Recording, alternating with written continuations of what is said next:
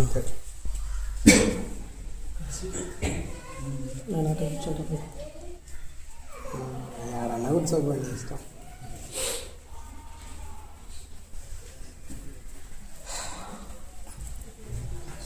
Bible ఎక్కి Bible పల్లవి పాడుకుందాం. పఠింప శ్రేష్ఠ గ్రంథము బైబిల్, పఠింప శ్రేష్ఠ గ్రంథము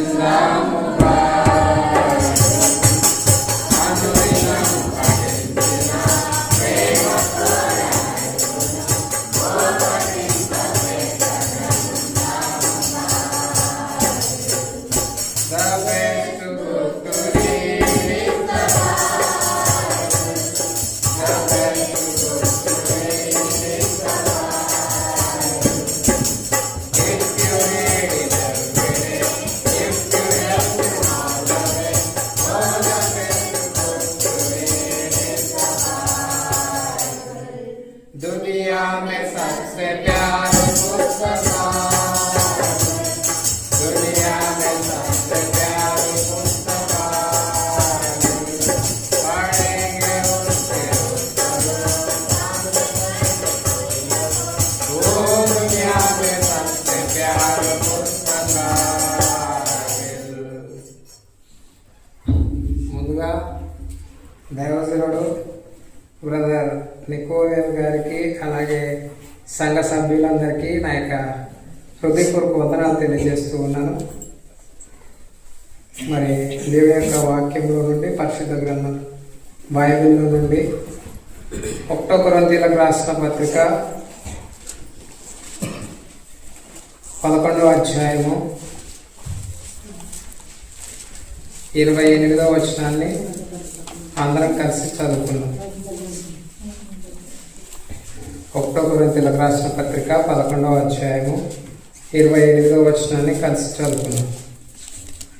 కాబట్టి ఎవడు అయోగ్యంగా ప్రభువు యొక్క రొట్టెను తినును లేక ఆయన పాత్రలో త్రాగును వాడు ప్రభువు యొక్క శరీరంలో గురించి రక్తంలో గురించి అపరాధిగలడు. 28 కూడా చదువుకున్నాం. కాబట్టి అలాగ చేసి ఆ రొట్టె తిని ఆ పాత్రను తాగవలెను. ఈ మాట చదువుతాను, అందరూ పలకండి నాతో కూడా.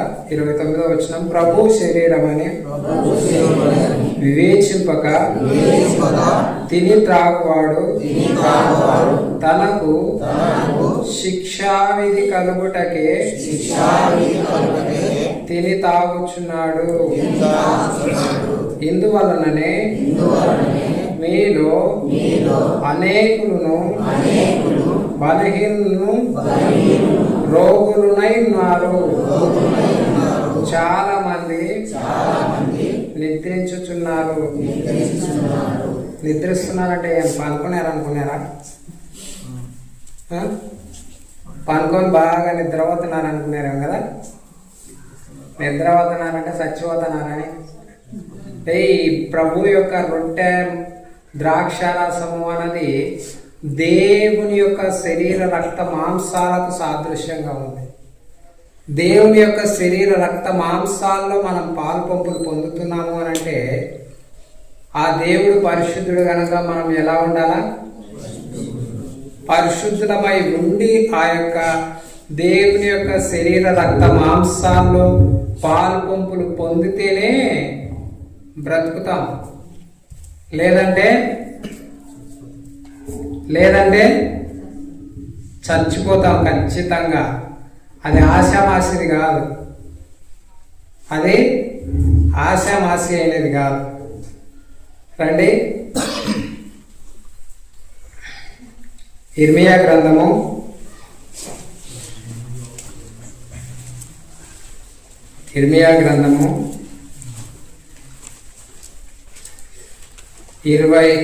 25వ అధ్యాయము 10-11 వచనాలు కలిసి చదువుకున్నాం. ఇర్మియా గ్రంథము 25వ అధ్యాయము 10-11 వచనాలు కలిసి చదువుకున్నాం. సంతోషనాదమును ఉల్లాస శబ్దమును పెళ్లి కుమార్తె స్వరమును పెళ్లి కుమార్తె స్వరమును తిరగటి రాళ్ళ ధ్వనిని దీపకాంతిని వారిలో ఉండకుండా చేసేదను. ఈ దేశమంతయు వాడుగాను నిర్జనముగాను ఉండును. ఈ జనులు 70 సంవత్సరములు బబులోను రాజునకు దాసులుగా ఉండును.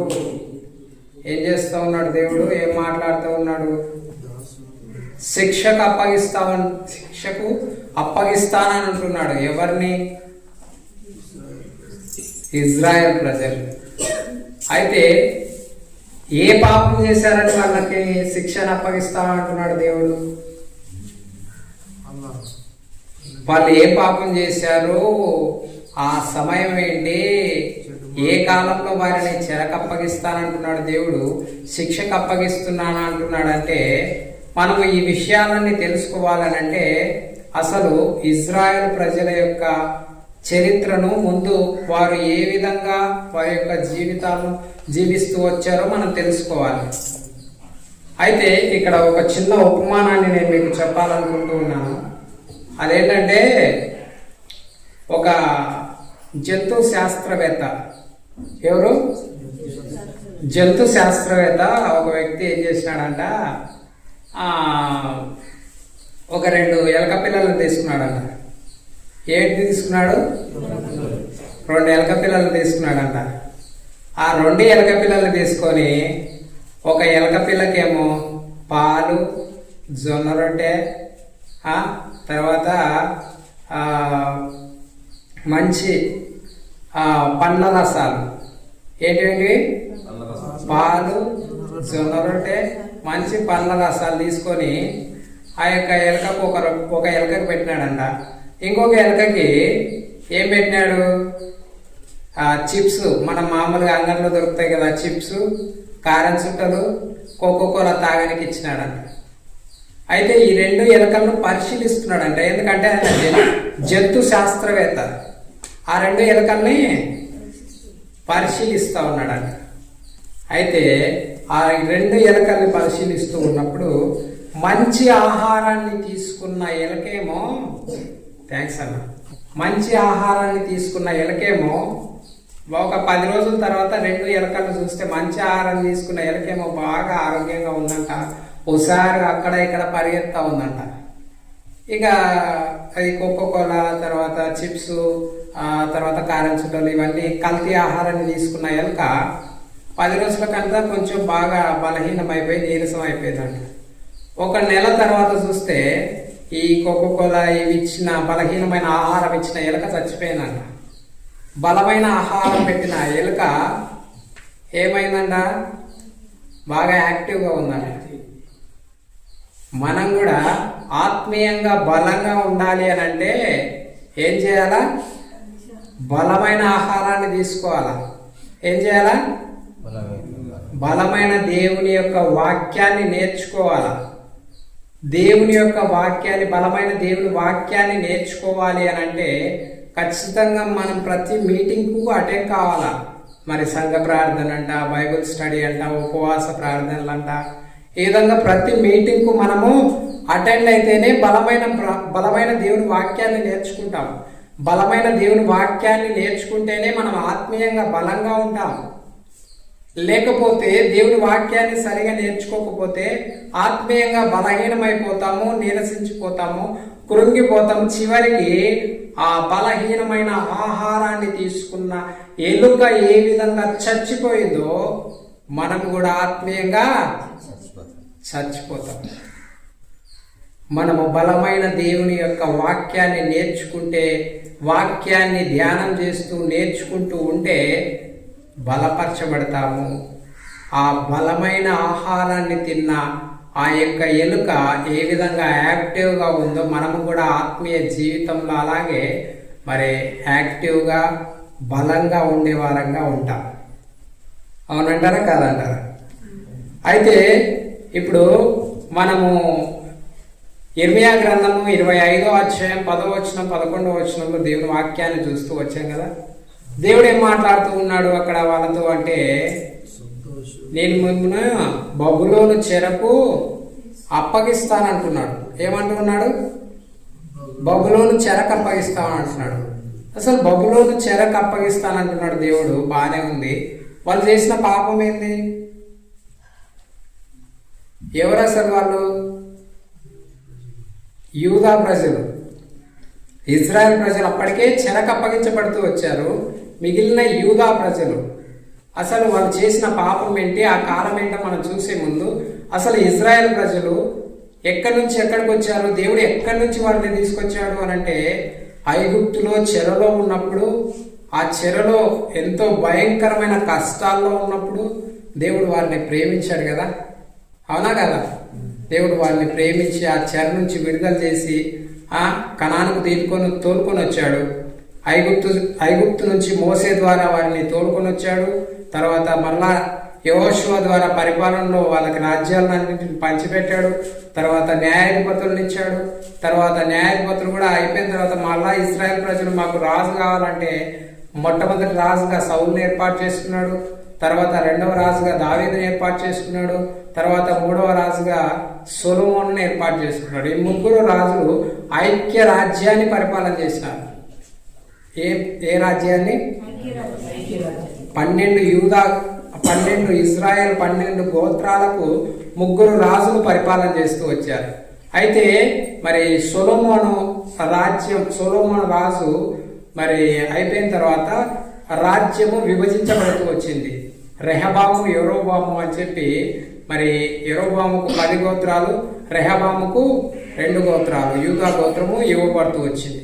అయితే మరి రెహబాము నుండి మరి సిద్కియా వరకు మనం చూస్తే, అలాగే యరొబాము నుండి చివరి ఆ ఇజ్రాయెల్ రాజు వరకు చూస్తే, ఇజ్రాయెల్ రాజ్యాన్ని 20 మంది రాజులు పరిపాలన చేస్తూ వచ్చారు. ఇజ్రాయెల్ రాజ్యాన్ని ఎంతమంది రాజులు పరిపాలన చేస్తూ వచ్చారు? 20 మంది రాజులు. వినాలి, ఈ విషయాలు చాలా ప్రాముఖ్యమైనవి. దేవుని యొక్క వాక్యాన్ని మీరు నేర్చుకోవాలి. ఇజ్రాయెల్ రాజ్యాన్ని ఎంతమంది రాజులు పరిపాలన చేస్తూ వచ్చారు? 20 మంది రాజులు పరిపాలన చేస్తూ వచ్చారు. అయితే అందులో ఒక్క రాజు కూడా దేవుని యొక్క వాక్యాన్ని, దేవుని యొక్క ధర్మశాస్త్రాన్ని, దేవుని యొక్క కట్టడలను, ఆజ్ఞను పాటించినటువంటి రాజు ఒక్కరు కూడా లేరు. అయితే యూదాను కూడా 20 మంది పరిపాలన చేస్తూ వచ్చారు. కానీ అందులో 19 మంది రాజులు, ఒక రాణి ఉన్నారు. యూదాను ఎంతమంది రాజులు పరిపాలన చేస్తూ వచ్చారు? 19 మంది రాజులు, ఒక రాణి, అతల్య రాణి. అయితే నేను ఇక్కడ మీకు చెప్పాలనుకుంటున్న విషయం ఏంటి అని అంటే, ఇజ్రాయెల్ ప్రజలు 10 గోత్రాలుగా విభజించబడిన తర్వాత ఎంతో భయంకరమైన మరి జీవితాన్ని జీవిస్తూ వచ్చారు. దాన్ని బట్టే మరి క్రీస్తు పూర్వము 722వ సంవత్సరంలోనే అష్షూరియుల చెరకు అప్పగించబడుతూ వచ్చారు. ఎవరి చెరకి? ఎన్నో సంవత్సరం? క్రీస్తు పూర్వం 722వ సంవత్సరమే అష్షూరియుల చెరకు అప్పగించబడుతూ వచ్చారు. అయితే 722వ సంవత్సరంలో అష్షూరియుల చెరకు అప్పగించబడిన తర్వాత మరి దేవుడు ఇజ్రాయెల్ ప్రజల్ని అప్పగించాడు కదా. ఇజ్రాయెల్ ప్రజల్ని అప్పగించిన తర్వాత అష్షూరియులు ఎంతో భయంకరంగా వారిని హింసించారు, వారిని చంపివేస్తూ వచ్చారు, నాశనం చేస్తూ వచ్చారు. దాన్ని బట్టి మరి అష్షూరియులని ఏమన్నా దేవుడు అలాగే చూస్తూ ఊరికే ఉన్నాడంటారా? క్రీస్తు పూర్వం 612లో నెబుకద్నెజరు రాజు అయిన నెబుకద్నెజరు రాజు యొక్క తండ్రి అష్షూరు సామ్రాజ్యాన్ని నాశనం చేస్తూ వచ్చాడు. ఏం చేస్తూ వచ్చాడు? ఇజ్రాయెల్ ప్రజలు చేసిన పాపానికి, వారి యొక్క పాపం పరిపక్వమయ్యేంత వరకు కూడా వారి పాపాన్ని గురించి హెచ్చరిస్తూ వచ్చాడు. వారు మారతారేమో అని చెప్పి యెషయా ప్రవక్త ద్వారా అనేక మంది ప్రవక్తలను ఇజ్రాయెల్ ప్రజల దగ్గర పంపించాడు.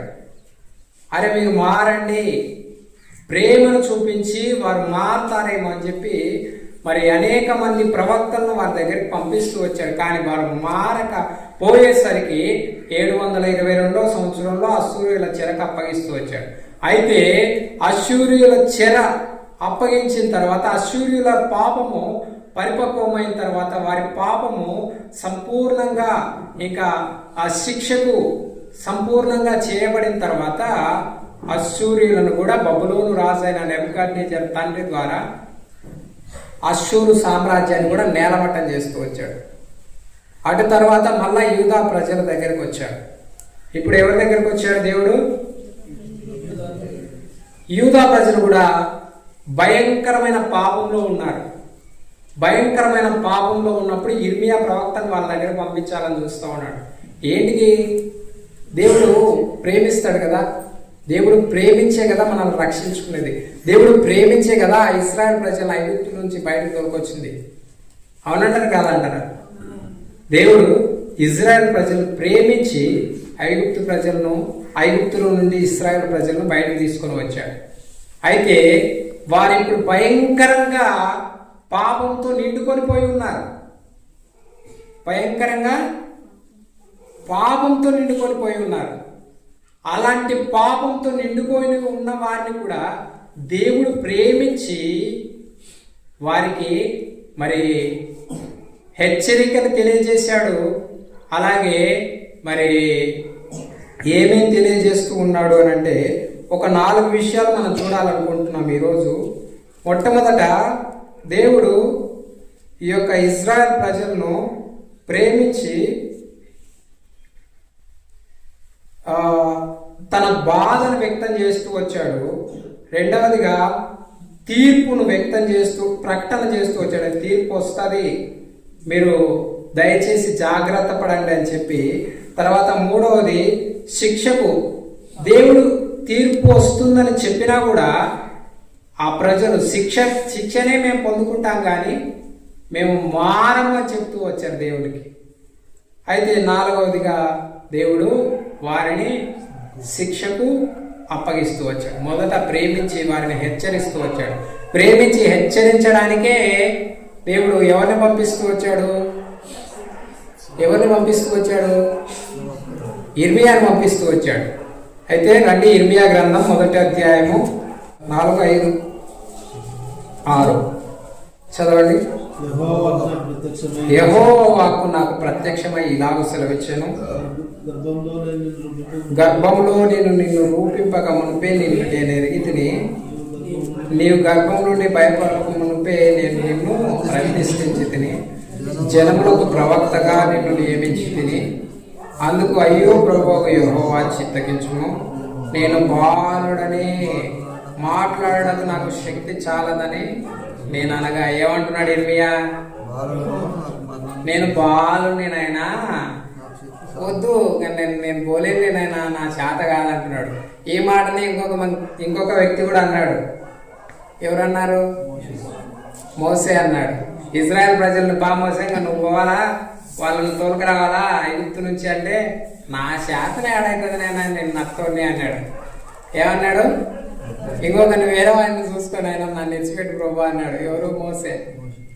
అయితే ఇక్కడ ఇర్మియా కూడా అదే మాట అంటున్నాడు. అయితే ఈ ఇర్మియా ఆ మాట అనడానికి కారణం ఏంటంటే, ఇర్మియా అక్కడ ఉన్న రాజ్యాన్ని చూస్తున్నాడు కదా, చూస్తున్నాడు, అక్కడున్న ప్రజల్ని చూస్తున్నాడు, ఆ ప్రవక్తలను చూస్తున్నాడు, దొంగ ప్రవక్తలు ఉన్నారు, ఆ యాజకులను చూస్తున్నారు. భయంకరంగా యాజకులు కూడా పాపంతో నిండుకొని పోయిన వారు. యాజకులు అంటే దేవుని మందిరంలో పనిచేసేవాళ్ళు, ప్రవక్తలు అంటే దేవుని ప్రవచనాలు, దొంగ ప్రవచనాలు చెప్పేవాళ్ళు. తర్వాత రాజులను చూస్తూ ఉన్నాడు.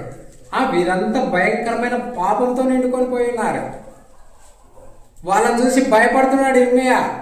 భయంతో ప్రభువా నేను పోలేనులే నాయన అంటున్నాడు. ఏమంటున్నాడు? నేను పోలేనులే నాయన, నన్ను విడిచిపెట్టు అని అంటే దేవుడు విడిచిపెడతారా? ఏమిచ్చినా దేవుడు విడిచిపెడతారా? ఏమంటున్నాడు చూడండి దేవుడు ఒక మాట. 17వ వచనం అనుకుంటా, 17వ వచనం చదవండి. కాబట్టి నీవు నడుము కట్టుకొని నిలబడి నేను నీకు ఆజ్ఞాపించినంతయు వారికి ప్రకటన చేయము. భయపడకము. ఒక చదవండి. భయపడకము, లేదా నేను వారి ఎదుట నీకు భయం. ఏమంటున్నాడు? నువ్వు పోతావా పో, లేకపోతే నువ్వు భయపడినావు అనుకో వాళ్ళ ద్వారా నేను నీకు భయం పుట్టిస్తాను అంటున్నాడు. ఏమంటున్నాడు? భయం పుట్టించున్నాడు. వాళ్ళనే నీ మీదకి పంపిస్తాను, భయం పుట్టిస్తానంట. చివరికి ఏమని చెప్తా ఉన్నాడు మళ్ళా చదవండి 18, 19 వచ్చినారు కూడా. యూదా రాజుల యుద్ధకు గాని, ప్రధానుల యుద్ధకు గాని, యాజకుల యుద్ధకు గాని, దేశ నివాసుల యుద్ధకు గాని, ఈ దేశమంతటిలో నీవెక్కడికి పోయినను ప్రాకారం గల పట్టణం గాను, ఇనుప స్తంభం గాను, ఇత్తడి గోడలు గాను నీవున్నట్లు ఈ దినమున నిన్ను నియమించున్నాను. వారు నీతో యుద్ధము చేతురు గాని నిన్ను విడిపించుటకు నేను నీకు తోడై ఉన్నందున వారు నీపై విజయం పొందుతారు. ఏం చెప్తున్నాడు మళ్ళా దేవుడు? నువ్వు పోతావు బానే ఉంది, పోయినా కానీ నేను నిలిచిపెడతాను అనుకున్నావా? వాళ్ళు ఏమన్నా నీ పైన యుద్ధం చేస్తారా అంటున్నాడు. ఇప్పుడు ఆల్రెడీ భయపడుతున్నాడు ఇర్మియా. వాళ్ళని చూసి, వాళ్ళ పాపాన్ని చూసి, వాళ్ళ ప్రవర్తన చూసి వాళ్ళ దగ్గరికి పోవాలంటేనే భయం అవుతుంది. మళ్ళీ అటువంటి వాడికి ఏం చెప్తున్నాడు దేవుడు? వాళ్ళు నీతో యుద్ధం చేస్తారా అంటున్నాడు. నువ్వు నేను చెప్పమనే మాటలు చెప్తే నిన్నేం వాళ్ళు ఊకేచ్చిపెట్టరు, నిన్ను యుద్ధం చేస్తారు, నిన్ను చంపడానికి ప్రయత్నం చేస్తారని చెప్తున్నాడు. ఇంకా భయపడతానికి ఇంకోసం భయం చెప్తా ఉన్నాడు దేవుడు. ఇర్మియా పాపం, ఇర్మియా పరిస్థితి ఎట్లా ఉంటుందంటే ఇట్ట పోతే దేవుడు విడిచిపెట్టాడు, అట పోతే వాళ్ళు కొడతారు. ఎట్లుందంటే ఇర్మియా పరిస్థితి అంత భయంకరంగా ఉంది.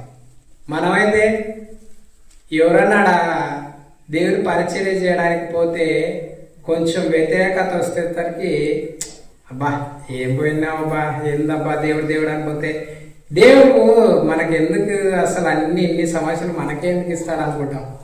అవునా కదా? మనం పరిచర్య చేయాలన్నా ప్రార్థన కూడా మనకు అన్ని ఫెసిలిటీస్ బాగుండాలా, లైట్లు ఫ్యాన్లు ఉండాలా, అన్ని అంటే సంతోషకరమైన జీవితాన్ని కోరుకుంటాం. ఇర్మియా తన జీవితంలో తన ప్రాణాలకు తెగించి దేవుని యొక్క పరిచర్య చేస్తూ వచ్చారు. ఏం చేసినారు అని అంటే ఈ యొక్క ఇర్మియాను ఈ యొక్క ప్రజలు ఏం చేస్తూ వచ్చినారో మనం చూద్దామండి. ఇర్మియా గ్రంథం 11వ అధ్యాయము 18. దానిని యెహోవా నాకు తెలియజేయగా నేను గ్రహించితిని. ఒక్క నిమిషం. దానిని యెహోవా నాకు తెలియజేయగా నేను గ్రహించితిని. ఆయన వారి క్రియలు నాకు కనపరచెను.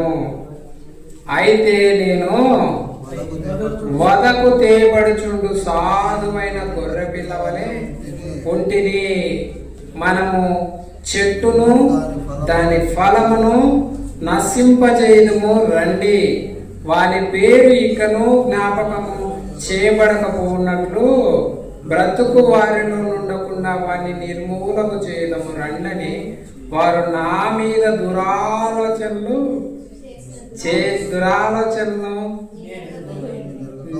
నెరగక ఉంటిని. చేసిన దురాలోచనలు నేను ఎరగక ఏం చేస్తున్నారు? చంపేద్దాం అంటున్నారు ఇర్మియాని. ఏడిదంతా ఏం తప్పు చేసినాడు ఇర్మియా? అయ్యా మీరు పాపం చేస్తున్నారు, మీరు మారనంట మారండి అయ్యా, లేకపోతే దేవుడు మీ మీదకి శిక్ష పంపిస్తానంటున్నాడు, మీరు మారండి అని చెప్పి ఎవరు చెప్తా ఉన్నాడు ఇర్మియా? దేవుడి పిల్లలకి. వాళ్ళు కూడా దేవుడి పిల్లలు, క్రైస్తవులు. వాళ్ళు కూడా క్రైస్తవులకు పోయి దేవుని వాక్యం చేయ మీరు పాపం చేస్తున్నారంట, కొంచెం మారండి, మారకపోతే మీ మీదకి శిక్ష వస్తుంది, మారకపోతే మిమ్మల్ని దేవుడు నాశనం చేస్తానంటున్నాడు, మారకపోతే మిమ్మల్ని దేవుడు సంహరిస్తానంటున్నాడు అని చెప్పి వాళ్ళు చేసిన పాపాన్ని వాళ్ళకి చెప్తా ఉంటే ఏం చేస్తా ఉన్నారు వాళ్ళు? చివరికి ఏం చేస్తా ఉన్నారు వాళ్ళు? ఇర్మియాను చంపనిగా రాండి మనం అని చంపేద్దాం అంటున్నారు. ఏమంటున్నారు? ఇర్మియాను చంపనిగా రెడీ అయినారు. ఇంకా చూడండి, సొంతం ఊరు వాళ్ళే ఏమంటారు అని అంటే ఇర్మియాని, ఒకసారి రండి 12వ అధ్యాయము, ఇర్మియా గ్రంథం 12వ అధ్యాయం 6వ వచనం చూడండి. నీ సహోదరులు సైతము నీ ఇంటి వారు సైతము నీకు ద్రోహం చేయుచున్నారు. నీ వెంబడి గెలిచేదురు. వారు నీతో దయగా మాట్లాడుతున్నారు. నీవు వారిని నమ్మవద్దు అని అంటున్నాడు దేవుడు. అయితే ఇర్మియా మాత్రము ఏం చేస్తూ ఉన్నాడు అని అంటే, వారు దాడి చేస్తున్నా సరే, వారు చంపడానికి ప్రయత్నం చేస్తున్నా సరే, వారికి దేవుని వాక్యాన్ని ప్రకటిస్తూ ఉన్నారు. రండి, ఇదే 11వ అధ్యాయంలో మనం చూసినట్లయితే 11వ అధ్యాయము మరి 18వ వచనాన్ని మనం చూద్దాము. ఒకసారి చదవండి. 11వ అధ్యాయం 18వ వచనం. దానిని యెహోవా నాకు తెలియచేయగా నేను గ్రహించి తిని, ఆయన వారి క్రియలను నాకు కనపరచును. ఇక్కడ ఏం మాట్లాడుతున్నాడు అని అంటే, ఇక్కడ ఎవరు ఆయనను చంపడానికి ప్రయత్నం చేస్తూ ఉన్నారంటే, సొంతం తన గ్రామ ప్రజలు. ఎవరు? ఇప్పుడు నికోదేమన్నా వాళ్ళ ఊరే, అది కలగట్లనా కలసాట్లనా? నికోదేమన్నా పాపము ఆ ఊర్లో ప్రజలు అంత పాపం చేస్తా ఉన్నారని ఆ ఊరికి పోయినాడు. అయ్యా మీరు పాపం చేస్తున్నారు, మానండి అని చెప్తా ఉంటే నికోదేమన్నా పాపం ఏం చేస్తున్నారు? చంపడానికి వస్తున్నారు వాళ్ళ ఊరోళ్ళే. ఇప్పుడు గార్ల నెలలో నేను పోయి మీరు పాపం చేస్తున్నారు, మీరు మానండి అంటే నన్ను చంపడానికి వస్తున్నట్టు.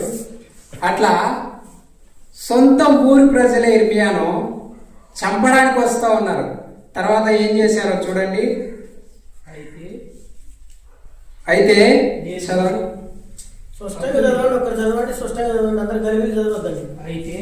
ఒక్క నిమిషం. 21వ వచనం చదవండి. కావున నీవు మా చేత చావకుండునట్లు యెహోవా నామమున ప్రవచింపకూడదని చెప్పు. అనాతోతు వారిని గూర్చి యెహోవా ఇట్లు సెలవిచ్చుచున్నాడు. ఎవరంట? మా చేతిలో చచ్చిపోకోకుండా ఉండాలంటే నువ్వేం చేయాలా? ప్రవచించడం మానేయాలా.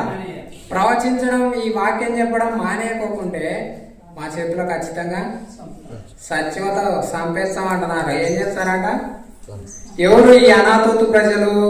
రండి, ఇర్మియా గ్రంథం 1వ అధ్యాయంలో చూస్తే మనకు అర్థమవుతుంది. 1వ అధ్యాయం 1-2 వచనాలు చూడండి. బెన్యామీను దేశమందలి అనాతోతులో కాపురమున్న యాజకులలో ఒకడైన హిల్కియా కుమారుడైన ఇర్మియా వాక్యములు. ఎవరంట? అనాతోతులో కాపురమున్న. ఇప్పుడు అక్కడ మాట్లాడుతున్నది ఎవరు? చంపేస్తామండి అనాతోతుల్లే. ఇర్మియా ఎవరు?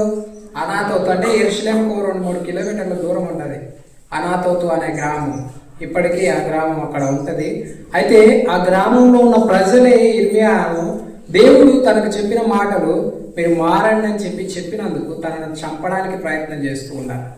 అయితే ఇంకా 20వ అధ్యాయం ఒకసారి చూడండి. 20వ అధ్యాయం 1-2 వచనాలు మనం చూస్తే యాజకులే కొడతా ఉన్నారు ఇర్మియాని. ఇర్మియా ప్రవచనములను పలకగా యెహోవా మందిరంలో పెద్ద నాయకులను ఇమ్మారు కుమారుడగు అషూరును యాజకుడును విని ప్రవక్త అయిన ఇర్మియాను కొట్టినారంట. ఏం చేసినారు? ఏంటి కొడుతున్నారు ఆయనని? కేవలం దేవుని వాక్యాన్ని చెప్తున్నందుకు, దేవుని మాటలు చెప్తున్నందుకే కొడతా ఉన్నారంట. ఇంకా ఏం చేసినారంట? బురదలో వేస్తారు పాపం ఆయన. మరి దారుణంగా 38వ అధ్యాయము 38వ అధ్యాయము 6-13 వరకు చదవండి. వారు ఇర్మియాను పట్టుకొని కారాగృహంలో ఉన్న రాజగృహం తిద్దిరి. అందులోనికి ఇర్మియాను తాళతో దింపినప్పుడు ఆ తొట్టిలో నీళ్లు లేవు. ఏది ఏముందంట? బురద మాత్రమే ఉండేను.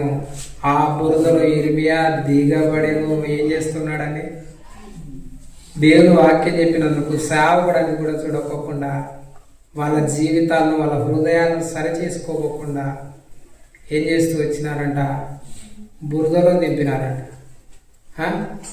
అప్పుడు కారాగారం అంటేనే అదేదో ఒక చీకటి గుహలాగా ఉంటుంది. ఆ చీకటి గుహలో మరీ ఒక గుంట, మరీ ఆ గుంటలో మరో ఒక బురద. ఎట్లుంటుంది ఆయన జీవితం? ఒకసారి ఆలోచన చేయండి. ఇర్మియా అనుకుంటాడు, అసలు నేను ఎందుకు, అసలు నాకేం అవసరం అయింది, నేను ఎందుకు వీళ్ళకు వాక్యం చెప్పాలా, నేను ఎందుకు వీళ్ళు బాగుపడమని చెప్పాలా, ఎందుకు ఇన్ని కష్టాలు రావాలని నాకు అనుకుంటాడా? కానీ చాలా బాధపడిన పరిస్థితులు. కానీ దేవుని మాటకు, దేవుని ఆజ్ఞకు మరి తను విధేయత చూపించి దేవుని యొక్క వాక్యాన్ని ప్రకటించడానికి ఎన్ని కష్టాలు.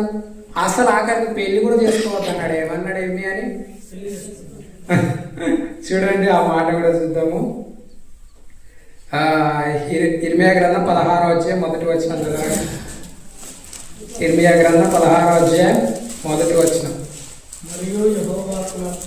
మరియు యెహోవాకు నాకు ప్రత్యక్షమై ఇలాగ సెలవిచ్చెను, ఈ స్థలమందు నీకు కుమారులైనను కుమార్తెలైనను పుట్టకుండానట్లు నీవు వివాహం చేసుకోవద్దన్నాడు.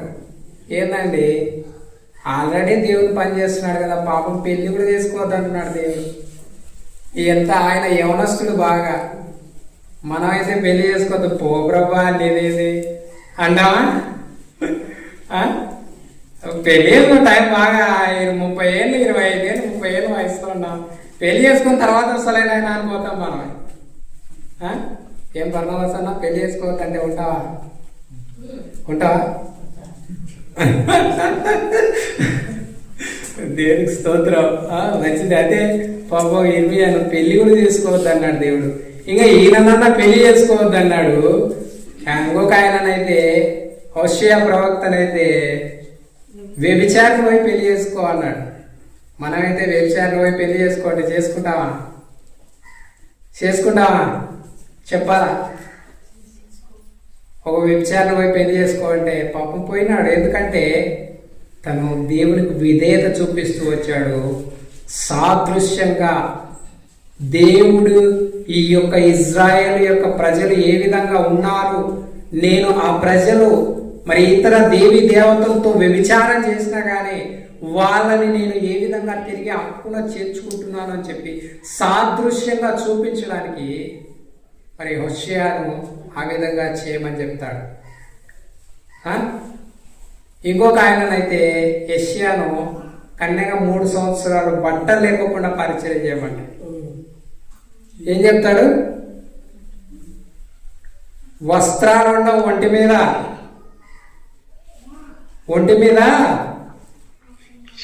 ఒంటి మీద వస్త్రాలు ఉండవు. 3 సంవత్సరాల దిగంబరిగా పరిచయం చేస్తూ వచ్చాడు యెషయా ప్రవక్త. నిజంగా మనం ఎలా ఉన్నాం? మన జీవితం ఎలా ఉంది?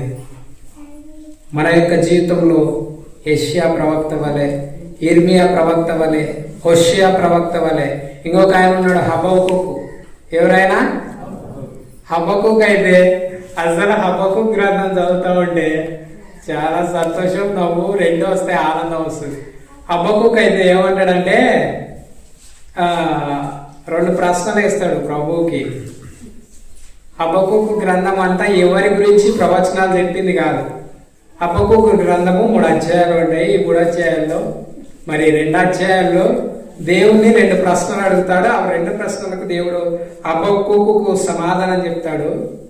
అయితే ఆ సమాధానాలు ఏంటి, ఆ ప్రశ్నలు ఏంటి అని మనం చిన్నగా ఆలోచన చేస్తే, హబక్కుకు ప్రభువా నీ ప్రజలు ఎంతో భయంకరంగా పాపం చేస్తున్నారు కదా, వారిని శిక్షించవా అని అంటాడు. ఏమంటాడు?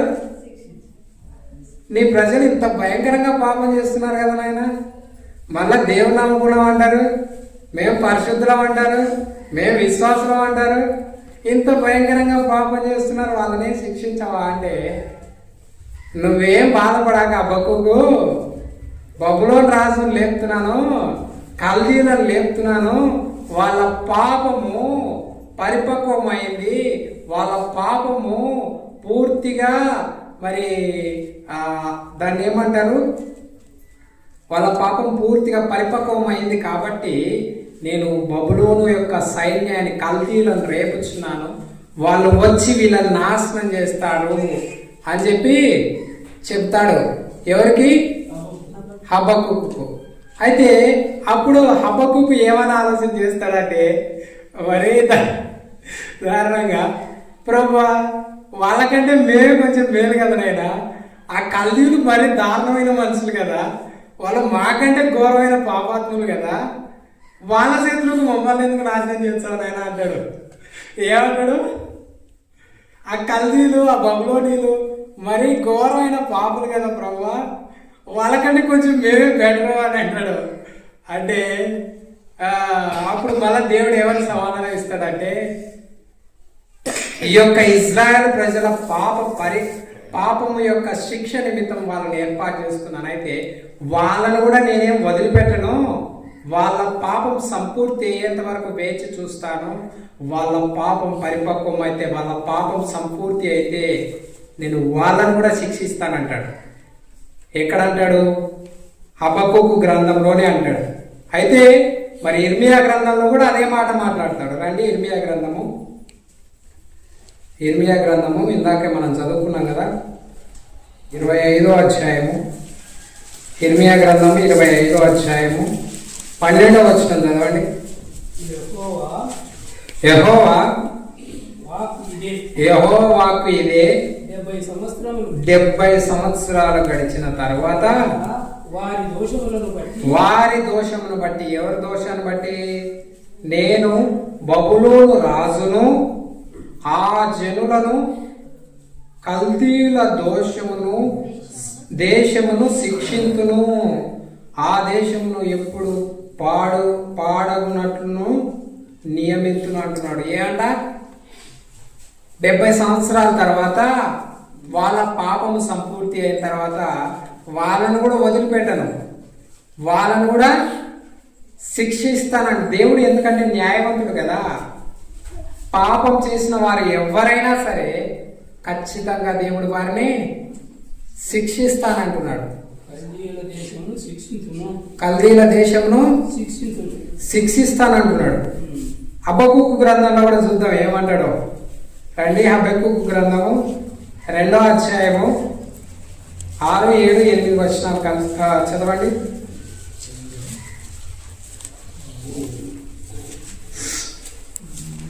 హబక్కుకు గ్రంథము 6వ అధ్యాయము 2వ అధ్యాయము 6, 7, 8. తనది కాని దాన్ని ఆక్రమించి అభివృద్ధి నొందిన వానికి శ్రమ, తాకట్టు సొమ్మును విస్తారంగా పట్టుకున్న వానికి శ్రమ, వాళ్ళు ఎన్నాళ్ళు నిలుచును అని చెప్పుకొనుచు వీరందరూ ఇతని బట్టి ఉపమాన రీతిగా అపహాస సామెత ఎత్తుదురు కదా. ఎవరిని గురించి అంటున్నాడు ఇక్కడ? తనది కాని దాన్ని ఆక్రమించుకున్నాడు, తన తాకట్టు సొమ్మును విస్తారంగా పట్టుకున్న వానికి శ్రమ, వాళ్ళ గురించి ఏమని మాట్లాడుతుంది? ఎన్నాళ్ళు ఈ నిలుచును అని చెప్పుకొని వీరందరూ ఇతన్ని బట్టి ఉపమాన రీతిగా అపహాస్యపు స్వామెత ఎత్తుతురు అని అంటున్నాడు. అంటే బాగా తాను కాని దాన్ని తీసుకొచ్చుకున్నాడు. అంటే ఈ యొక్క ఇజ్రాయెల్ ప్రజల యొక్క సొమ్మంతా దోచుకొని వచ్చినాడు, వాళ్ళంతా దోచుకొని వచ్చినాడు. కాబట్టి వీడు ఇంకా ఎంతకాలం బాగుపడతారని చెప్పుకునే సామెత వస్తుంది అని చెప్తూ ఉన్నాడు. తర్వాత వడ్డీకిచ్చువారు హఠాత్తుగా నీ మీద పడుదురు, నిన్ను హింస పెట్టుబో వారు జాగ్రత్తగా వత్తురు, నీవు వారికి దోపుడు సొమ్ముగా ఉందువు. బహుజనముల ఆస్తిని నీవు కొల్లపెట్టి ఉన్నావు గనుక శేషించిన జనులు దేశములకును పట్టణములకును వాటిలో నివాసులకును నీవు చేసిన నరహత్యను బట్టి బలాత్కారమును బట్టి నిన్ను కొల్ల పెట్టుదురు. ఎవరంట? ఎవరు కొల్ల పెడతారు అని అంటే, నువ్వు చేసిన నరహత్యను బట్టి బలాత్కారాన్ని బట్టి నిన్ను కొల్ల పెడతారు అని చెప్పి బబులోను రాజ్యాల గురించి దేవుడు మాట్లాడుతూ ఉన్నాడు. ఎవరు కొల్లబెడతారు? మాదీయ పారసిక సామ్రాజ్యం వచ్చింది కదా. బబులోను సామ్రాజ్యాన్ని చేయించడానికి ఎవరు వచ్చినారు? మాదీయ పారసిక సామ్రాజ్యం వచ్చింది. దేవుడు పాపాన్ని చేస్తూ ఉన్నప్పుడు ఆ పాపం విషయమై మనం పశ్చాత్తాపడి సరి చేసుకుంటామేమని చెప్పి తన ప్రవక్తలను అనేక మంది దైవజనులను మన దగ్గరికి పంపిస్తాడు. మనం సరి చేసుకోకపోతే ఖచ్చితంగా దేవుడు మనల్ని శిక్షించడానికి సిద్ధంగా ఉంటాడు. దేవుడు న్యాయవంతుడు. అది ఎవరైనా సరే, తన పిల్లలైనా మరి తన పిల్లలు కాకపోయినా ఖచ్చితంగా శిక్షించడానికి ఆయన న్యాయవంతుడైన దేవుడు. ఒకరికి మరి అన్యాయం చేసి ఇంకొకరికి న్యాయం చేయడానికి ఆయన అన్యాయస్తుడైన దేవుడు కాదు.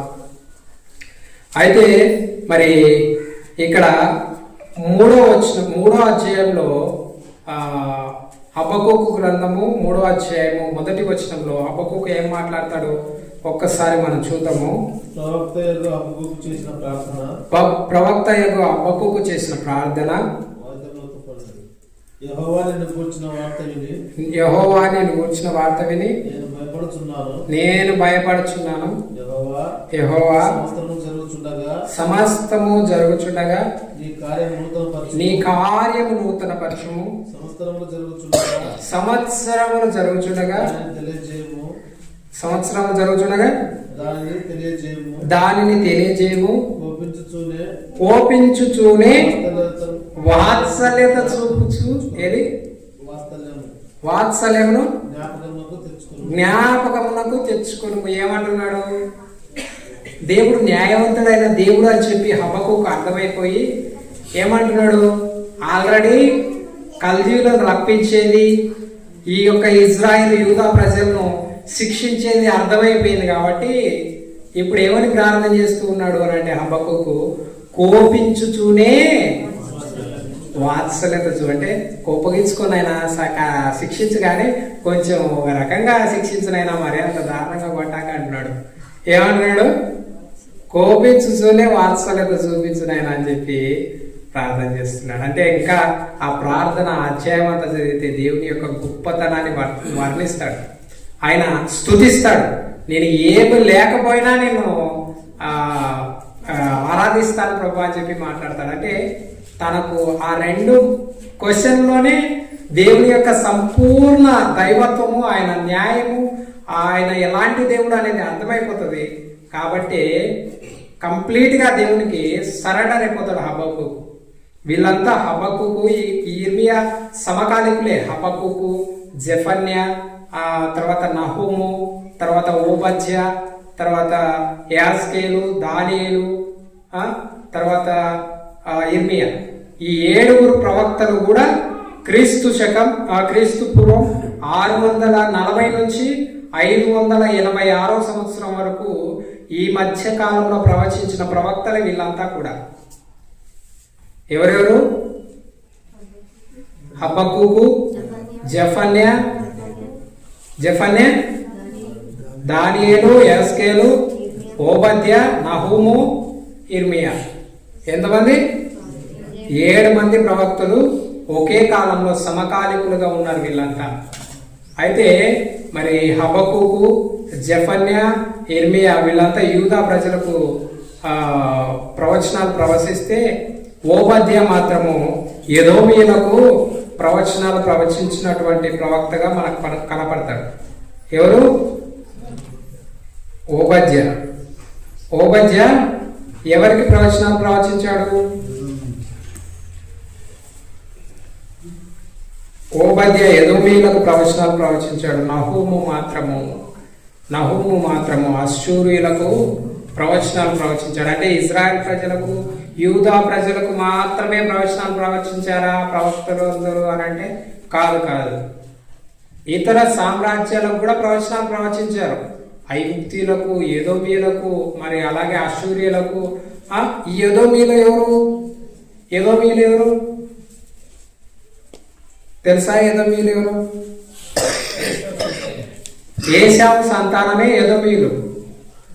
అయితే ఎదోము మీద నేను చెప్పు విసిరేస్తానంటాడు దేవుడు. ఎందుకంటాడు?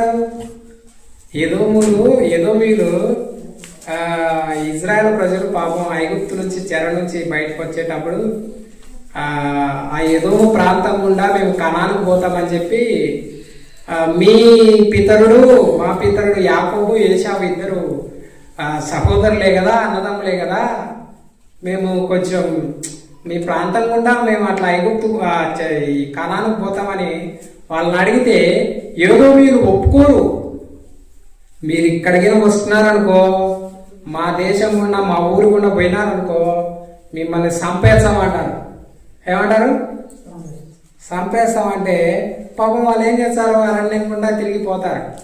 అయితే వాళ్ళ తర్వాత కూడా ఏమంటారు అని అంటే ఏదో ప్రజలు ఎందుకు దేవుడు వాళ్ళపైన చెప్పు విసిరేస్తానంటే, ఇప్పుడు అది మన టాపిక్ కాదు కానీ ఒక చిన్న వచనాన్ని నేను మీకు చూపించాలనుకుంటున్నాను. దేవుడు ఏదో ప్రజల మీద చెప్పుకు ఎందుకు విసిరేస్తానన్నాడు.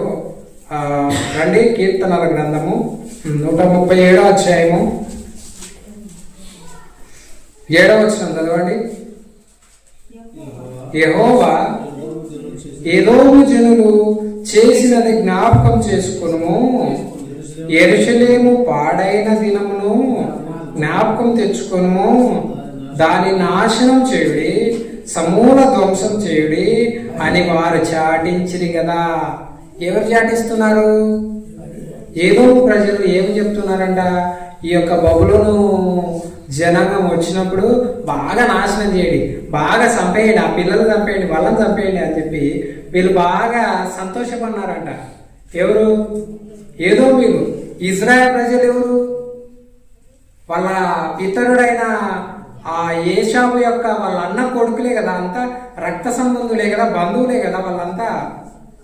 అయినా కూడా వాళ్ళు కేవలం దేనికోసం వాళ్ళు పగ పెంచుకున్నారు అని అంటే, ఏశావుకు రావాల్సిన జ్యేష్ఠత్వాన్ని, ఏశావుకు రావాల్సిన ఆశీర్వాదాన్ని, మా పితరుని యొక్క ఆశీర్వాదాన్ని వీళ్ళ పితరుడు ఈ యాకోబు దొంగలించాడు, మోసం చేశాడు అన్నట్టు వాళ్ళు కోపం పెంచుకొని, ఈ విధంగా కోపం పెంచుకున్న దాన్ని బట్టి దేవుడు ఏదోమును సమూలంగా నాశనం. ఇర్మియా గ్రంథంలో కూడా ఏదోము గురించి ప్రవచనాలు ఉంటాయి. అయితే ఇర్మియా గ్రంథంలో మొదటి అధ్యాయం ఇర్మియా యొక్క ఇంట్రొడక్షన్ అయితే 2వ అధ్యాయం నుండి మరి 45వ అధ్యాయం వరకు అనుకుంటా.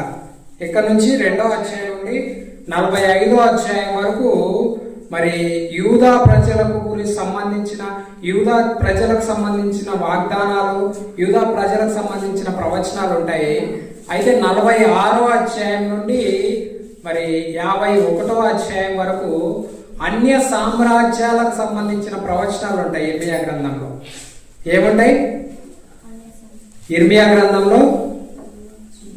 ఇర్మియా 1వ అధ్యాయము, ఇర్మియా గ్రంథం 1వ అధ్యాయం ఇర్మియా యొక్క ఇంట్రొడక్షన్ అయితే, ఇర్మియా యొక్క మరి పరిచయం అయితే ఇర్మియా గ్రంథం 2వ అధ్యాయం నుండి ఇర్మియా గ్రంథం 45వ అధ్యాయం వరకు మరి యూదా ప్రజలకు సంబంధించిన ప్రవచనాలు మనకు కనబడతాయి.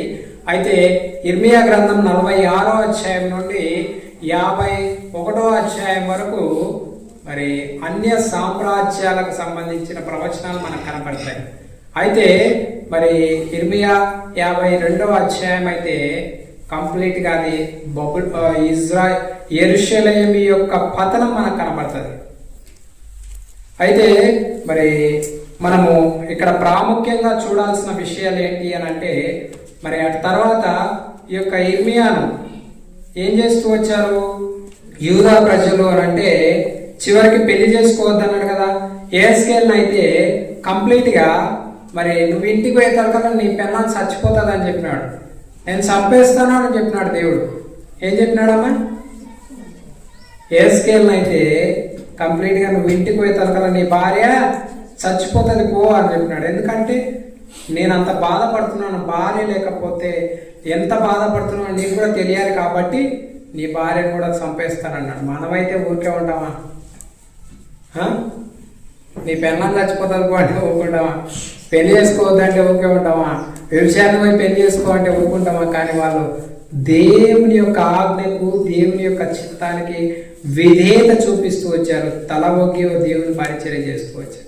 వారి ప్రాణాలను సైతం లెక్క చేయకోకుండా దేవుని పరిచర్య చేస్తూ వచ్చారు. అయితే మరి ఇర్మియాను చివరికి వీరు ఏం మాట్లాడుతూ ఉన్నారు చూడండి. ఇర్మియా గ్రంథం 20వ అధ్యాయము 7-8 వచనం చూడండి.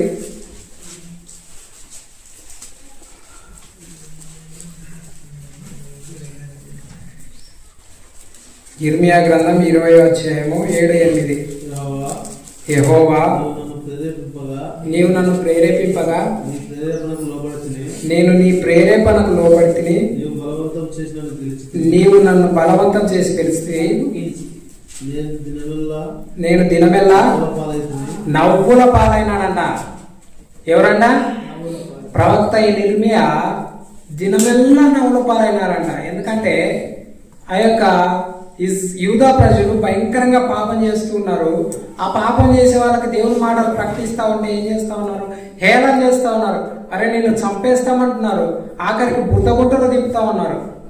అన్ని భయంకరంగా చేస్తూ ఉన్నారు. తర్వాత మరి తను ఆఖరికి విసుకొచ్చి ఏం చేస్తా ఉన్నాడు అని అంటే ఇర్మియా చివరికి విసుకొచ్చిన తర్వాత ఏం చేస్తా ఉన్నాడు చూడండి. ఇర్మియా గ్రంథము 20వ అధ్యాయం 14 నుండి చదవండి. నేను పుట్టిన దినము శపింపబడును గాక, నా తల్లి నన్ను కనిన దినము శపించును, శుభదినం అనబడకుండును గాక. నీకు మగపిల్ల పుట్టినని నా తండ్రికి వర్తమానము తెచ్చి అతనికి అధిక సంతోషం పుట్టించిన వాడు శాపగ్రస్తుడవును గాక. నా తల్లి నాకు సమాధి నుండి ఆమె ఎల్లప్పుడూ గర్భవతిగా ఉన్నప్పుడు అతడు నన్ను గర్భంలోనే చంపలేదు గనుక యెహోవా ఏమాత్రం సంతాపం లేక నశింపజేసిన పట్టణం వలె ఆ మనుషులు ఉండును గాక. చూడండి ఎంత బాధపడుతూ ఉన్నాడంటే ఆఖరికి తను పుట్టినేది కూడా ఇసుకొచ్చి నేను ఎందుకు పుట్టినా బాబా అనుకుంటున్నాడు. ఎవరు? ఇర్మియా ప్రవక్త, దైవజనుడు. నేను ఎందుకు పుట్టినా బాబు అనుకుంటున్నాడు. తన పుట్టిన దినాన్ని శపిస్తున్నాడు. తన తండ్రికి సంతోషం చెప్పిన వాడు నీకు మగపిల్ల పుట్టినవాడు అని చెప్పినవాడు కూడా చెప్పిస్తూ ఉన్నాడు. అంత భయంకరంగా అయిపోయింది ఆయన పరిస్థితి.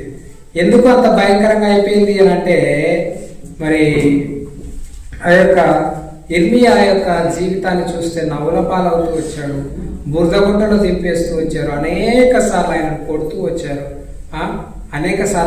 వచ్చారు, ఎంతో భయంకరంగా కొడుతూ వచ్చారు.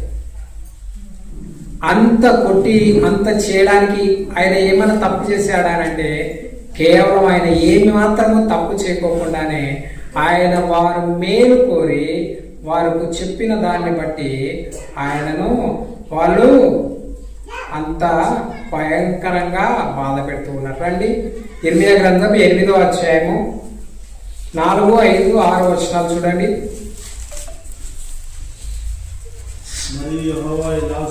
మరియు యెహోవా ఇలాగు చెలవించుచున్నాడు,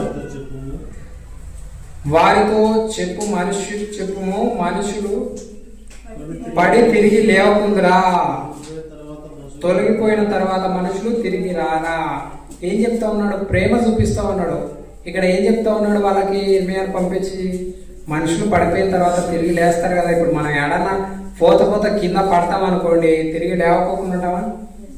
అట్లే పండుకుంటామా? పండుకోం కదా.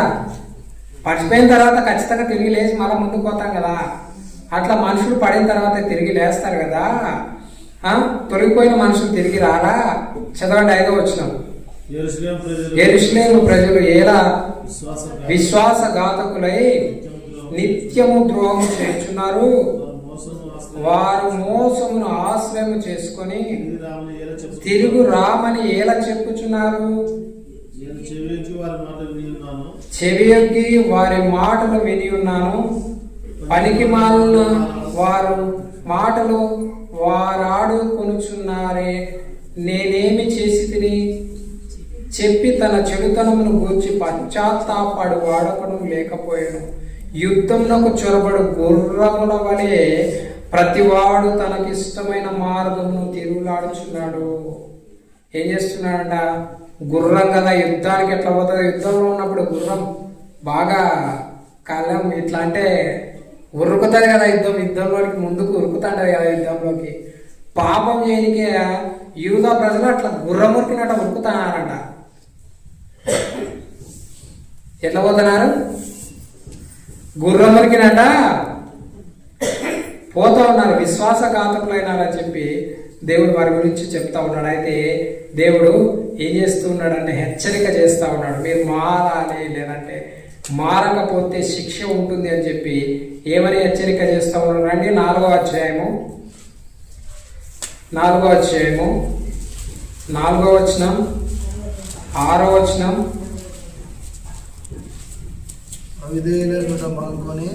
అవిధేయులైన మానుకొని మీ దుష్ట క్రియలను బట్టి ఎవడును ఆర్పివేయలేనంతగా నా ఉగ్రత అగ్ని వలె కాల్చుకున్నట్లు యూదా వారులారా, యెరూషలేము నివాసులారా యెహోవాకు లోబడి ఉండండి. ఏమంటున్నాడు? అవిధేయులై ఉండుట మానుకోండి.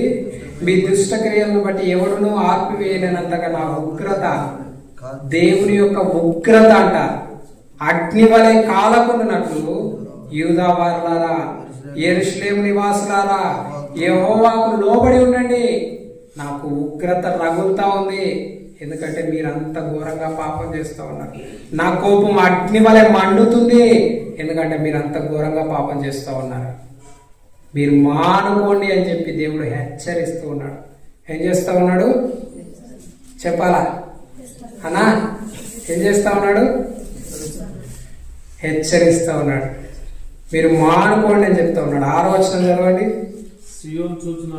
సియోను చూచినట్లు ధ్వజమునెత్తుడి, పారిపోయి తప్పించుకుంటా ఆలస్యం చేయకూడని చెప్పుడి. యెహోవానగు నేను ఉత్తర దిక్కు నుండి కీడు రప్పించుచున్నాను, గొప్ప నాశనం రప్పించుచున్నాను. ఏం చెప్తా ఉన్నాడు? ఉత్తర దిక్కు నుండి కీడును రప్పించుచున్నాను, గొప్ప నాశనాన్ని రప్పిస్తున్నాను. జాగ్రత్త, మీరు మీ పాపాన్ని మానకపోతే కీడు వస్తుంది, నాశనం వస్తుంది, ఉగ్రత వస్తుంది, నాకు భయంకరంగా కోపం వస్తుంది. జాగ్రత్త అని దేవుడు హెచ్చరిస్తా ఉన్నాడు. మీ పాపాన్ని మీరు మానండి అని చెప్పి దేవుడు హెచ్చరిస్తూ ఉన్నాడు. చదవండి 8వ వచనం. 8వ వచనం. ఎందుకై గోనె పట్ట కట్టుకొనుడి, రోదనము చేయుడి, కేకలు వేయుడి. యెహోవా కోపాగ్ని మన మీదికి రాకుండా మానిపోలేదు. ఇదే యెహోవాకు. చదవండి 14వ వచనం. ఏం చెప్తూ ఉన్నాడు? ఒక్క నిమిషం. ఎందుకై గోనె పట్ట కట్టుకొనుడి, రోదన చేయుడి, కేకలు వేడి. గోనె పట్ట కట్టుకోండి, కేకలేండి, మీరు పశ్చాత్తాపడండి అని చెప్తా ఉన్నాడు దేవుడు. ఏం చెప్తా ఉన్నాడు? మీ పాపం విషయమై పశ్చాత్తాపడండి అని చెప్పి ఈ యొక్క సమయంలో దేవుడు మీతో మాట్లాడుతూ ఉన్నాడు. మీరు చేసిన పాపానికి మీరు పశ్చాత్తాపడకపోతే, ఈ దినం పశ్చాత్తాపడకోకుండా ప్రభు యొక్క శరీర రక్త మాంసాల్లో మీరు పాలి భాగస్థులైతే నా కోపం రగులుకొనుచున్నది. ఇంకా ఎంతకాలం పాపం చేస్తూ ఉంటారు? ఇంకా ఎంతకాలం పాపానికి, లోకానికి బానిసలై బ్రతుకుతారు? శిక్ష రాబోతుంది, ఉగ్రత రాబోతుంది, నా కోపం రగులుకొనుచున్నది అంటున్నాడు. దేవుడు ఊకే ఉంటాడా అండి? పాపం చేసి ఆ దేవుని బలలో చేస్తే దేవుడు ఊరుకుంటాడా? ఎంతకాలం చూస్తాడు దేవుడు? కొంతవరకే చూస్తాడు. దేవుడు ఆయన పరిశుద్ధుడై ఉన్నాడు కాబట్టి మనం కూడా పరిశుద్ధులుగా ఉండాలి. మనం పరిశుద్ధులుగా లేకపోతే ఖచ్చితంగా శిక్షించడానికైనా వెనుకాడు. తన్ను ప్రేమించే శిష్యులను తన తండ్రి ఏ విధంగా శిక్షిస్తాడో మన తండ్రి కూడా మనల్ని ప్రేమించే శిక్షిస్తాడు. చదవండి 14వ వచనం. యెరూషలేమా, నీవు రక్షింపబడినట్లు నీ హృదయంలో నుండి చెడుతనం కడిగి వేసుకొనుము.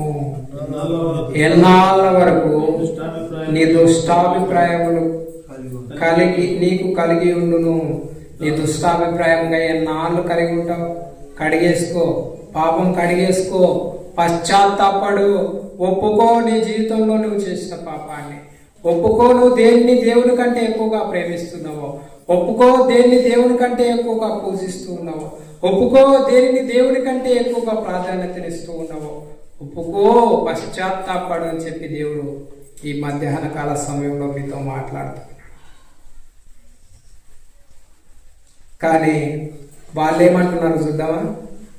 దేవుడు అంత ప్రేమగా హెచ్చరిస్తూ ఉంటే, అంత ప్రేమగా, అరే బాబు పడిపోతారు, ఎవరు పడిపోకుండా ఉంటారు, కింద పడిన తర్వాత ప్రతి ఒక్కరు లేస్తారా బాబు అని చెప్పి దేవుడు అంత బాగా హెచ్చరిస్తూ ఉంటే, అంత బాగా చెప్తా ఉంటే, కానీ వాళ్ళు ఏం మాట్లాడుతూ ఉన్నాడు చూడండి. 17వ అధ్యాయము, ఇర్మియా గ్రంథం 17వ అధ్యాయము 23వ వచనం చూడండి. 17వ అధ్యాయం 23వ వచనం. అయితే వారు వినకపోయిరి, చెవిని పెట్టక పోయిరి, వినకుండాను బోధన అందకుండాను మొండికి తిరిగిన. మొండికి పడినారుగా, నీ ఇష్టం, నువ్వు ఏమైనా చేసుకో, మా పని అంతే. అయితే ఈరోజు ఆదివారం ఏదో వచ్చినాం, రోజు చేపిడ కూర్చొని వాక్యం వింటాం. మళ్ళీ సోమవారం నుంచి శనివారం వరకు యథారాజే తదా ప్రజ వారాయన, అంతే కదా, అంతేనే కదా, అంతే కదా. సోమవారం నుంచి శనివారం వరకు యథారాజా తదా ప్రజ. మా జీవితాలు మావే. మొండికి తిరుక్కున్నానంట. నీకు కోపం వచ్చినా మేమేం చేయాలి? మేము మారం. నువ్వు సంతానానే మేము మారమంటున్నారు. తర్వాత అదే 18వ అధ్యాయము 12వ వచనం చదవండి. అందుకు వారు నీ మాట నిష్ప్రయోజనము, మేము మా ఆలోచన చొప్పున నడుచుకుందాము, మేమందరం మా మూర్ఖ హృదయము చొప్పున ప్రవర్తించుదుము అని చెప్పి అందరూ ఏం చెప్తా ఉన్నారు? మా మూర్ఖ హృదయము చొప్పున ప్రవర్తిస్తామంటున్నారు, మొండికి తిరుగుతామంటున్నారు. కానీ దేవుడు పశ్చాత్తాపడండి, మానండి అని చెప్పి మాట్లాడు. ఈనకోకపోతే చివరికి దేవుడు ఏం చెప్తా ఉన్నాడు అని అంటే, వారిని చెరకు అప్పగించేస్తూ వచ్చాడు. దేవుడు మొట్టమొదట ప్రేమిస్తాడు, తర్వాత పాపం చేస్తే హెచ్చరిస్తాడు, తర్వాత ప్రవక్తలను పంపించి మరి ప్రకటన చేస్తాడు, తర్వాత మరి మానకపోతే శిక్షకు అప్పగిస్తాడు. మోకరించండి. ఈ యొక్క మధ్యాహ్న కాల సమయంలో దేవుడు మీతో మాట్లాడుతూ ఉన్నాడు. దేవుడు మీ హృదయాలను దర్శిస్తూ ఉన్నాడు. ఒక్కసారి మరి ఆ ప్రకటన గ్రంథము 3వ అధ్యాయము, చివరిగా ప్రకటన గ్రంథము 3వ అధ్యాయము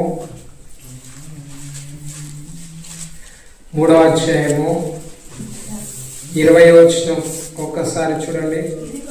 ఇదిగో నేను తలుపు నొద్ద నిలుచుండి తట్టుచున్నాను, ఎవడైనను నా స్వరం విని తలుపు తీసిన నేను అతని దగ్గరకు వచ్చి అతనితో నేను నాతో కూడా అతను భోజనం చేయదుము. ఈ భోజనం చేయాలంటే ప్రభు యొక్క శరీర రక్త మాంసాలను పాలు భాగస్తులు కావాలి అంటే మీరు చేసిన పాపం విషయమై దేవుడు మీతో మాట్లాడుతూ ఉన్నాడు. ఖచ్చితంగా పశ్చాత్తాపడండి. పశ్చాత్తాపడితే ప్రభు మీ యొక్క హృదయం వద్ద నిలబడ్డాడు. ప్రభు మీ యొక్క జీవితాలతో మాట్లాడుతూ ఉన్నాడు. ప్రభు మీ జీవితంలోనికి వస్తానంటూ ఉన్నాడు. లేకపోతే తన యొక్క ఉగ్రతను మీ మీదికి పంపిస్తానంటున్నాడు. తన కోపాన్ని మీ మీదికి పంపిస్తానంటూ ఉన్నాడు. దేవుని కోపం కావాలా? దేవుని ప్రేమ కావాలా? ఒక్కసారి ఆలోచించండి. మిమ్మల్ని మీరు పరీక్షించుకొని పశ్చాత్తాపడి ప్రభు యొక్క శరీర రక్త మాంసాల్లో పాల్పంపులు పొందాలని చెప్పి ప్రేమపూర్వకంగా మనవి చేస్తూ ఉన్నాను. ఆ విధంగా దేవుడు మిమ్మల్ని నడిపించునుగాక. Praise the lord.